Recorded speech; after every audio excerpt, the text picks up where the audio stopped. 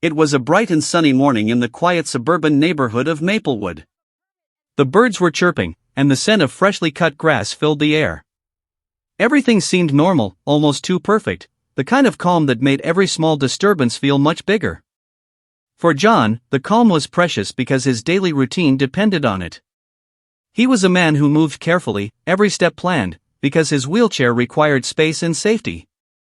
That meant one thing above all: his handicap parking spot was sacred. Every morning, John would wheel himself down to his car, parked neatly in the designated spot right in front of his apartment. It wasn't just a convenience, it was a necessity. Over the years, he had grown used to the rhythm of the neighborhood, the friendly nods, the occasional small talk, the quiet order of everyone respecting each other's space. That rhythm, however, was about to break in a way John never expected. That morning, like every morning, John pushed open his apartment door and wheeled himself toward his car. He expected the familiar sight of his car parked perfectly in the space. But what he saw made his heart skip a beat. There it was, his spot, occupied. Not by a visitor, not by a delivery van, but by Karen's son. And he wasn't just parked carelessly. No, he had taken the entire spot, parked his shiny black Corvette in the middle, wheels perfectly aligned as if daring anyone to confront him. John stopped for a moment, letting the anger rise slowly. Karen's son, tall and arrogant, leaned against his car, scrolling on his phone with a smirk. He didn't notice John at first. But John didn't need an introduction to know who it was. This was the same boy who had grown up being spoiled by the neighborhood's most feared HOA president, Karen herself. Karen's reputation was well known in Maplewood. She was a woman who ran her homeowners association like a general commanding an army.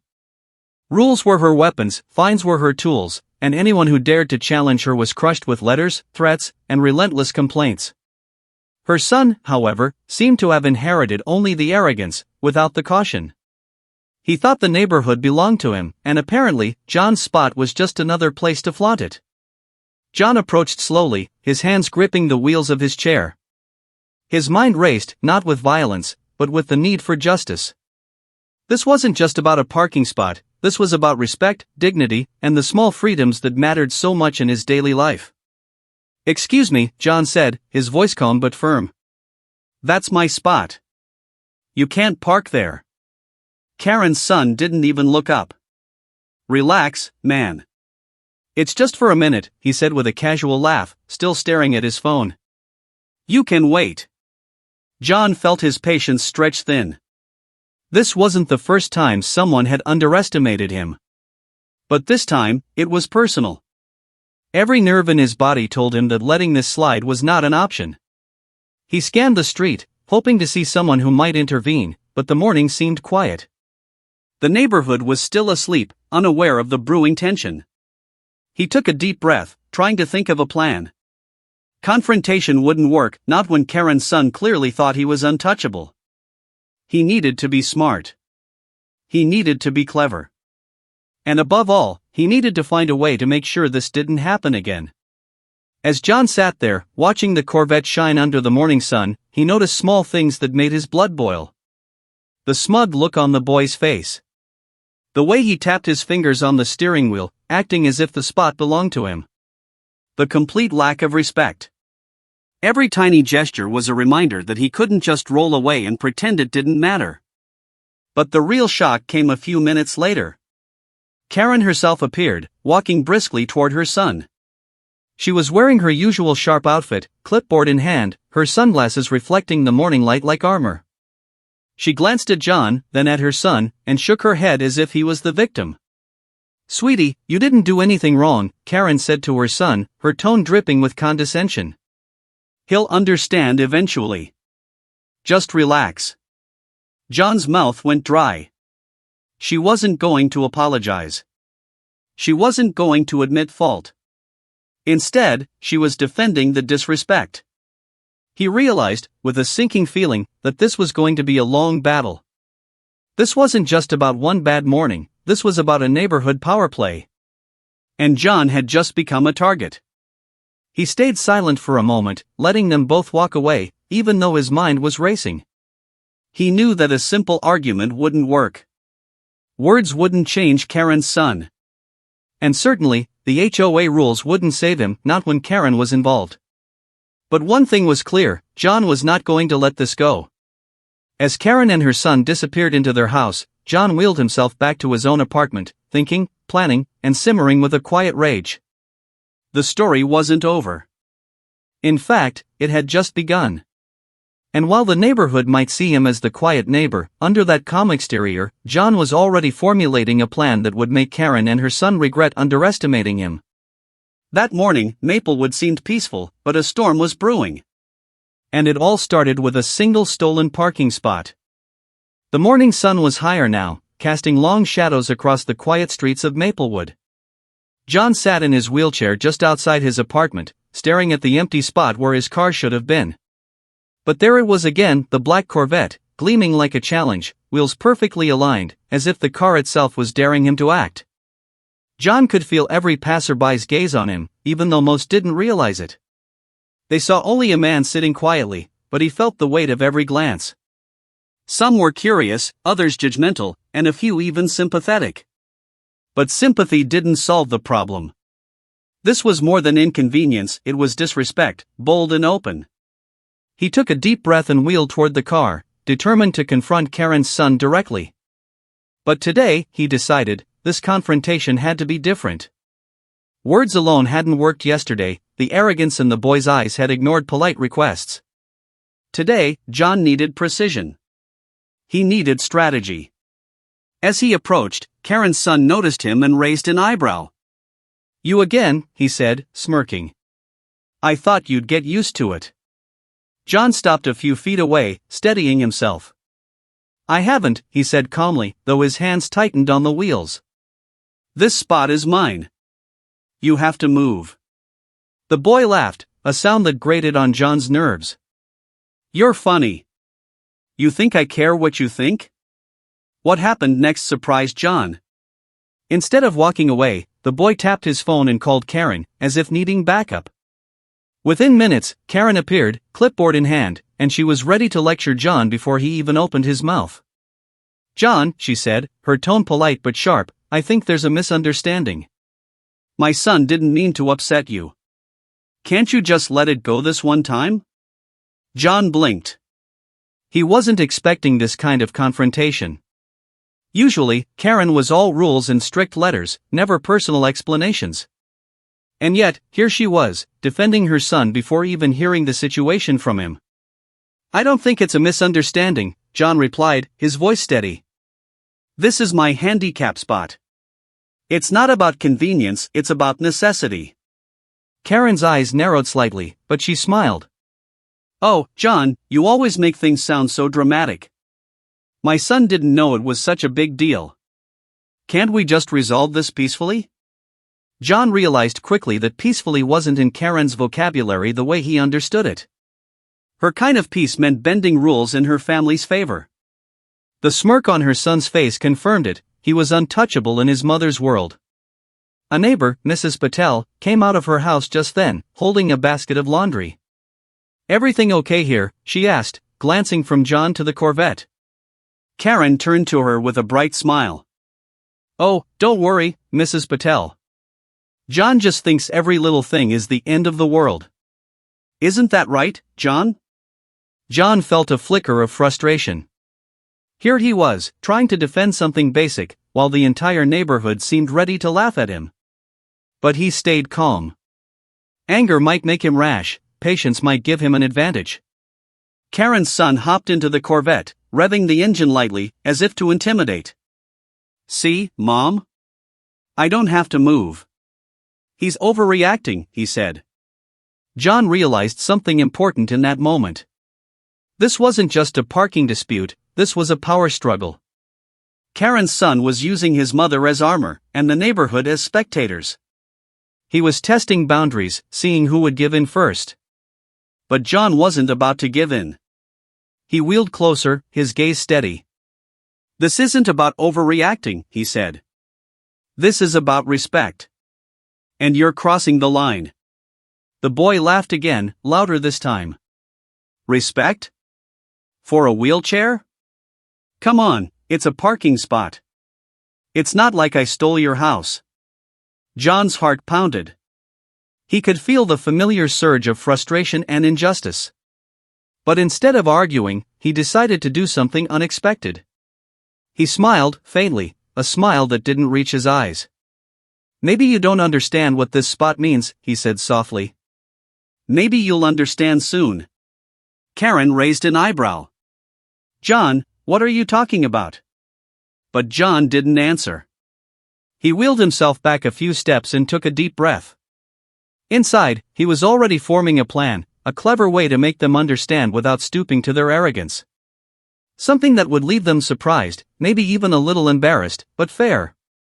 As Karen and her son drove away, leaving the Corvette half-blocked in front of John's apartment, he noticed the faint grin on the boy's face.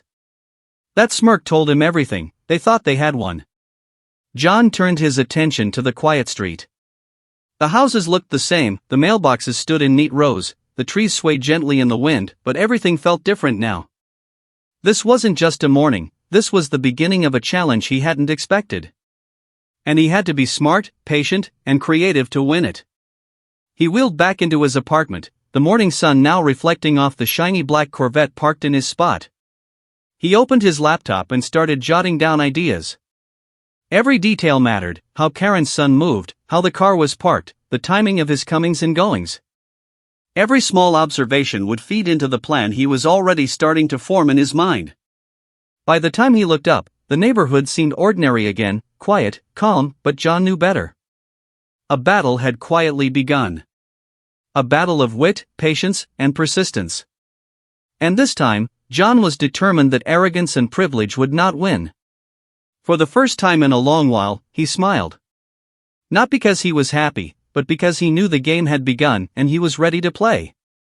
The sun had climbed high, but Maplewood still felt calm, almost too calm. Inside his apartment, John wheeled himself slowly to the window, eyes fixed on the street. The black Corvette sat in his handicap spot like a silent challenge, shiny and smug under the afternoon sun. Karen's son had left, but the mark of arrogance remained, parked where it didn't belong. John leaned back in his chair and closed his eyes, letting his mind run through the day's events. The confrontation had been predictable, but his opponent had underestimated him. That mistake, he realized, could be turned into an advantage. This wasn't just about parking anymore, it was about respect, fairness, and proving that arrogance could be met with cleverness. He opened his laptop and started taking notes. But this time, the notes were different. They weren't just observations, they were plans, strategies, mental sketches of how he could teach Karen's son a lesson without breaking a single rule. He jotted down every detail, the way the Corvette always left the house at exactly 8:15 a.m., the way Karen's son never locked his car completely, the tiny scratches and marks that could be useful if someone watched closely. Every observation was a potential tool. For John, revenge wasn't about anger, it was about precision. He didn't need to shout or confront, he needed to outsmart. That thought made a faint smile appear on his face.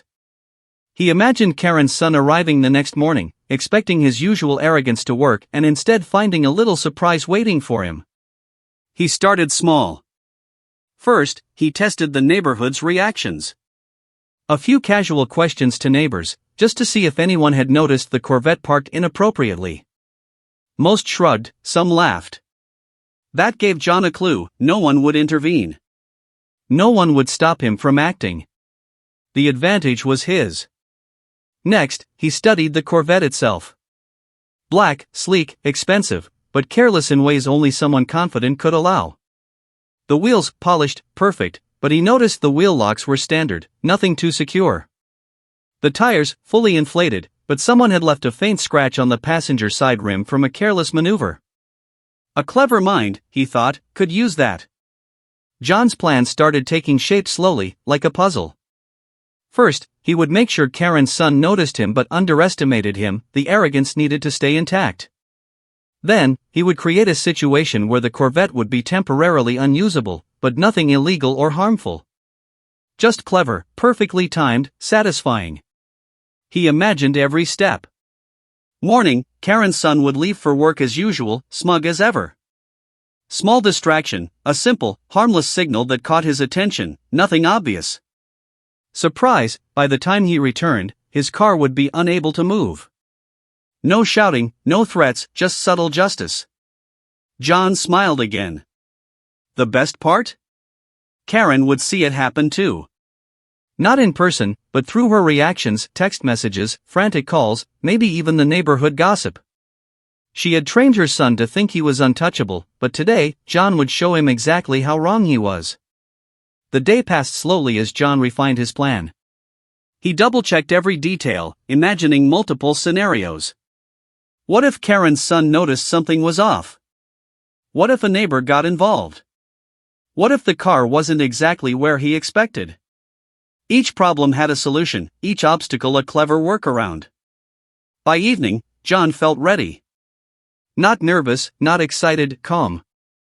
Every step was calculated, every action measured. He wheeled to the window one last time, glancing at the Corvette sitting arrogantly in his spot. A thrill ran through him. The stage was set. Tomorrow, the quiet streets of Maplewood would witness a subtle lesson in humility. As he prepared for bed, John reflected on the irony of it all. This wasn't a battle of strength or size. This was a battle of wit. And in a neighborhood ruled by rules and connections, the smartest move could be the most satisfying. He closed his laptop, eyes flicking once more to the street. The Corvette gleamed under the fading sunlight, oblivious to the trap being laid. And as the night grew darker, John felt a quiet satisfaction. The revenge wasn't cruel, it wasn't violent, it was clever. And sometimes, he thought, that was far more effective than shouting or confrontation. Tomorrow, Karen's son would learn a lesson he never saw coming. A tiny, almost invisible smile played on John's lips. The calm streets of Maplewood were about to become the stage for a lesson in humility, and he would be the conductor. The next morning, Maplewood woke to a soft breeze, birds chirping, and the usual hum of cars starting their day. But for John, the quiet streets were charged with a different energy, a sense of anticipation. Today, his plan would begin. He wheeled himself to the window and looked out. There it was, the black Corvette, parked arrogantly in his handicap spot, as if it owned the street. Karen's son had left the engine running for just a few minutes to warm up the car, leaving a chance for John to make his first move. John had spent hours thinking, planning, and imagining every scenario. Now it was time to test the waters, carefully, without drawing too much attention. His first idea wasn't dramatic, it was subtle. He had noticed a small gap between the Corvette's tires and the curb. If he could gently nudge the wheel chock in place, the car would move awkwardly when the boy tried to drive out. Nothing permanent, nothing dangerous, just a small inconvenience to grab his attention. As he wheeled closer, a neighbor, Mr. Thompson, appeared with his morning coffee. "Everything okay, John?" he asked, eyeing the Corvette. John nodded casually. "Just a little morning project," he said, keeping his voice calm. He didn't want anyone asking questions. Maplewood was quiet, but curious neighbors were everywhere. He moved carefully, placing the small wedge under the front tire, making sure it wouldn't cause damage but would subtly interfere with movement. He stepped back, watching the Corvette as the boy approached, still smug, still thinking he was untouchable. Karen's son slid into the car, tossed his backpack in the passenger seat, and started the engine. The car didn't move smoothly. It rolled a little, then stopped. He frowned. "What the?" Karen, watching from the driveway, hurried over. "Sweetie, what's wrong?" He shook his head. "I don't know. It's stuck or something." John watched quietly from a distance, his heart beating with a mixture of anticipation and satisfaction. It was working. The boy was puzzled, maybe even a little frustrated. This was the first ripple of the plan unfolding. But then, the first setback hit. The wedge John had used wasn't strong enough. With a little more pressure, the Corvette rolled free, and Karen's son drove off, laughing. "Nice try," he muttered, glancing at John's apartment window, confident the quiet neighbor couldn't do anything more. John felt a twinge of frustration, but it quickly faded. This was only a minor setback. Every plan needed testing, every strategy needed adjusting. He made a mental note: next time, he would need more control over the situation, a way to make the interference undeniable and impossible to ignore. the day stretched on. John observed from the window, noting every movement, every pattern. He saw Karen's son coming and going, sometimes arrogantly speeding down the street, sometimes leaving the Corvette carelessly parked halfway into the sidewalk. Each mistake he made was another piece of the puzzle John could use. By afternoon, John realized that his first attempt had a hidden benefit. It had tested his own patience, confirmed his observations, and revealed how careless Karen's son really was. It was not a failure, it was research in action. Later, while adjusting his plan, John noticed something new, a small, almost invisible chain securing the garage gate of Karen's property. If he could create a situation where the Corvette couldn't leave without careful maneuvering, the next attempt could be perfect. But it had to look like coincidence, not sabotage. He smiled faintly, thinking of the irony. The neighborhood saw him as quiet, maybe timid. But in reality, he was patient, calculating, and observant. Every failure was just a step closer to the real success. As evening fell, John wheeled himself to the window one last time. The street was quiet, the Corvette parked like a crown jewel in his spot. Tomorrow, he would try again. The plan would be adjusted, refined, almost impossible to ignore. And deep down, he knew one thing: the arrogance he had seen in Karen's son, the smug look that had annoyed him so much, would be the key. People who think they are untouchable often leave their own weaknesses exposed. And John was ready to exploit them, carefully, cleverly, and with perfect timing. As night approached, the quiet neighborhood felt normal to anyone else passing by. But John knew better. A small battle had been fought today, and though the victory was only partial, the war had just begun. The Corvette would not go unchallenged again, and when the plan finally worked, it would be unforgettable. For John, setbacks were not discouragements, they were clues, a roadmap to the perfect moment. And tomorrow, Maplewood would see the first real signs that even arrogance had limits. Maplewood mornings were quiet, almost deceivingly so. But for John, today was far from ordinary. He wheeled to the window before sunrise, sipping his coffee, eyes scanning the street. The black Corvette gleamed in the dim light, as if daring him to act. Today, the plan would move from ideas to reality. John had studied the Corvette, Karen's son, and the neighborhood patterns for days. He knew every detail: the boy's exact departure time, the way he usually left the windows down a crack, the habit of forgetting small things that most people would notice. Today, John would use every small detail in his favor. He moved to his small storage closet and retrieved his tools, nothing illegal, nothing dangerous, just a few harmless items designed for clever interference. A small wedge, a thin rope, and a carefully placed marker would turn into the perfect trap. His plan was simple but precise: when the Corvette tried to leave the spot, it would encounter a problem so subtle yet undeniable that Karen's son couldn't ignore it. The first step was positioning. John wheeled himself to the spot quietly, timing his movement with a neighbor walking their dog.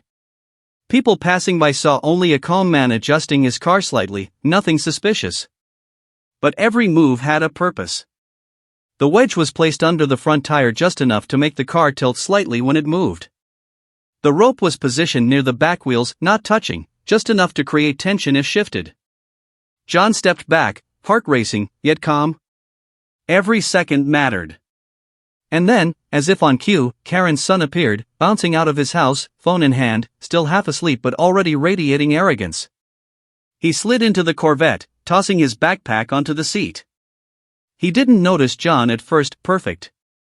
He started the engine, and for a moment, everything seemed normal. Then the subtle wedge shifted the car slightly, and the rear tires hit the tension rope. The car didn't crash, didn't make loud noises, but it stopped perfectly balanced, unable to move forward without careful adjustment. Karen's son frowned, glancing around nervously. What the? He tried to reverse, but the car resisted, rolling only a few inches before stopping. Panic flickered across his face for the first time. John, watching from a safe distance, felt a mix of satisfaction and tension. This was exactly what he wanted, a harmless but unmistakable disruption. Karen, noticing her son struggling, rushed out in her crisp outfit, clipboard still in hand. "Sweetie, what's wrong?" she asked, voice sharp but confused. I can't move the car," the boy stammered, glancing at John's window, hoping for some invisible savior. John smiled faintly, letting them stew in confusion. This wasn't just about inconvenience, this was a lesson in humility. He had engineered it so that neither the car nor anyone would be damaged. Yet the arrogance that had fueled Karen's son was now trapped in pure, subtle frustration. He observed every movement, the boy trying to nudge the Corvette forward, Karen shaking her head, muttering about deadlines and responsibilities. Every failed attempt made the trap more effective. It wasn't punishment, it was reality meeting arrogance in a small, clever, unforgettable way. But then came the unexpected twist. The rope shifted slightly too early, causing the car to tilt differently than John had planned. A neighbor's cat darted across the street, knocking into a small object John had placed as part of his setup. The car shifted more than intended, creating a tiny, squeaky noise. Karen and her son froze, alarmed. John held his breath. This wasn't part of the plan. But then he realized something: unpredictability could make it even more effective. The car was now completely stuck for a few minutes, drawing attention from other neighbors who peeked curiously. Their whispers traveled down the street. The situation was escalating, but perfectly in his favor. He wheeled back to his apartment, heart pounding, eyes glued to the street. Karen's son tried desperately to move the Corvette, kicking the tires, pressing the brakes, checking the engine. Karen hovered anxiously, muttering about parking fines, HOA rules, and neighborhood reputation. The small crowd of neighbors watching from windows and porches made the humiliation complete but subtle, almost poetic. By the time the sun reached its peak, John's first big plan attempt had worked better than he imagined. The Corvette was still immobile, Karen's son frustrated, and Karen herself flustered in ways she hadn't experienced in years. All without breaking any rules, all without causing damage. Just clever timing, patience, and observation. John smiled, letting the tension slide from his shoulders. The plan had succeeded, but the real lesson was still ahead. Karen's son had learned nothing yet about consequences, only inconvenience. The next step would push him further, but that was for tomorrow. Today, the stage was set, the neighborhood buzzing with whispers, and John knew he had finally turned the tables. As he wheeled back to his apartment, John reflected on the thrill of control, the satisfaction of strategy, and the delicate balance of subtle revenge. Sometimes, he realized, the smallest actions had the biggest impact. And in Maplewood, arrogance had just met its first real challenge. The morning air was crisp, carrying the faint scent of freshly cut grass. Maplewood seemed calm, almost peaceful, but John knew better. Today, the quiet streets would witness the final act of a plan months in the making. The Corvette sat arrogantly in his handicap spot once again, gleaming in the sunlight, as if daring anyone to challenge it. But John was ready. For days, he had observed every detail: the way Karen's son left the house, the position of the car, even the small scratches and imperfections on the tires. Today, every tiny observation would matter. This was not just a test of patience, it was a masterclass in precision and subtle revenge. John wheeled quietly to the street, carrying a small, unassuming toolbox. To the casual observer, it looked like he was simply adjusting his own car. But inside, it held everything he needed for the final act. A few wedges, a soft tarp, and some carefully arranged tools were enough to make the Corvette immobile without a scratch, a harmless but unforgettable humiliation. Karen's son stepped out of his house, phone in hand, looking smug as ever. He tossed a glance at John's apartment window and smirked. "Morning, neighbor. You looking at my car again?" John smiled faintly. "Just enjoying the view," he said calmly, hiding the excitement simmering inside. The boy hopped into the Corvette and started the engine. Everything seemed normal, too normal. Then John's subtle trap activated. The wedge shifted perfectly under one tire, just enough to tilt the car slightly. The tarp, hidden carefully, brushed against the rims, creating a soft but unmistakable noise. Karen's son froze. The Corvette wobbled, almost imperceptibly, but enough to make him panic. "What the?" he muttered, looking around. The sound drew attention. A few neighbors peeked curiously, whispering. Karen appeared almost immediately, her clipboard clutched tightly. "Sweetie, what's wrong now?" I can't move it," the boy stammered. Panic flickered across his face for the first time. He tried to accelerate, but the wedges prevented the car from rolling smoothly. The Corvette trembled, as if alive and refusing to obey him. John observed quietly from a distance, heart pounding but calm. He let the suspense build. This wasn't just about making the car stop, it was about teaching a lesson in arrogance. Karen's son had spent months thinking he was untouchable. Now he was completely helpless, at the mercy of someone he had underestimated. Minutes passed. Karen hovered nervously, muttering about fines, HOA rules, and deadlines. Neighbors peeked out of windows, whispering among themselves. The tension in the street was almost cinematic, everyone watching, waiting, curious about how this arrogant boy would handle defeat. Finally, with a frustrated groan, Karen's son stepped out, slamming the door. He inspected the Corvette, kicking the tires, pressing the brakes, trying desperately to regain control. Every movement was futile.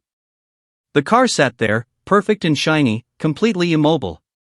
John wheeled closer, calm as ever, hiding a triumphant smile. "Looks like you might need a little help," he said softly. His words were almost casual, but their meaning hit like a hammer. Karen's son froze, realizing that the quiet neighbor he had ignored was the reason for his predicament. Karen's eyes widened. "John! What did you do?" John shrugged, pretending innocence. "Nothing. Just, let's call it natural consequences." He wheeled back a few steps, letting the tension linger. The boy's panic turned to frustration, then to embarrassment. For the first time, he realized that arrogance and privilege were not enough to solve every problem. Meanwhile, Karen's own facade began to crack. She had defended her son relentlessly, yet here they were, helpless and flustered in front of the neighborhood. John didn't gloat. He let the situation speak for itself. The Corvette remained immobile, the wedge and tarp perfectly in place, making it impossible to move without careful adjustment, something Karen's son clearly hadn't considered. Neighbors, curious and amused, whispered and pointed, creating an audience without John needing to say a word. The lesson was being delivered quietly but powerfully: arrogance has limits. By late morning, the Corvette was still stuck, and Karen's son was growing desperate. He called friends, tried texting, even muttered to passers-by for advice. Nothing worked. Meanwhile, John wheeled calmly back to his apartment, sipping his coffee, heart steady. He knew the victory was complete. Not through force, not through anger, but through strategy, patience, and intelligence. As the day progressed, the hum of Maplewood life returned, but the lesson lingered. Karen's son had finally felt the weight of consequences, and the neighborhood had witnessed the quiet neighbor's cleverness. John smiled faintly, knowing that today had been a masterstroke. And as the sun dipped low, casting long shadows over the street, John realized something important: revenge wasn't about cruelty, it was about balance. Today, arrogance had met subtle, intelligent justice. And Maplewood would remember it for a long time. The streets of Maplewood were quiet, but the tension from the morning lingered like a whisper that refused to fade. The black Corvette still sat immobile in John's handicap spot, gleaming under the afternoon sun like a monument to arrogance humbled. For the first time, Karen's son had tasted frustration and embarrassment, and the neighborhood had witnessed it all. John wheeled himself to the window, watching the scene unfold with a calm satisfaction that made him almost invisible in plain sight. Karen's son stomped around the car, muttering and gesturing, while Karen herself flustered between panic and indignation, frantically trying to figure out how to fix the situation. Neighbors peeked from behind curtains and over fences, whispering excitedly. The story was spreading like wildfire, each retelling slightly exaggerated, each laugh at the boy's expense growing louder. Some waved at John, offering silent applause. Some simply shook their heads, amused that the quiet man in the wheelchair had outsmarted the arrogant son of the neighborhood's most feared HOA president. Inside his apartment, John smiled faintly, sipping his tea. He had not touched the Corvette directly, he had only orchestrated the perfect sequence of consequences, letting the boy's own arrogance and carelessness do the rest. There was a small thrill in knowing he had achieved victory without anger, without confrontation, just through careful observation, patience, and strategy. By evening, the Corvette remained immobile, and Karen's son was finally forced to call a tow service. The neighbors whispered, chuckled, and pointed, turning what had been a simple parking dispute into a small legend in Maplewood. Children giggled as they rode past, adults smirked as they walked by, and John simply watched, calm as ever, knowing the neighborhood now saw him in a different light. Later, Karen stormed over to John's apartment, clipboard in hand, but her usual air of control slightly cracked. "John. This has gone too far. My son, he..." John cut her off softly, leaning back in his wheelchair.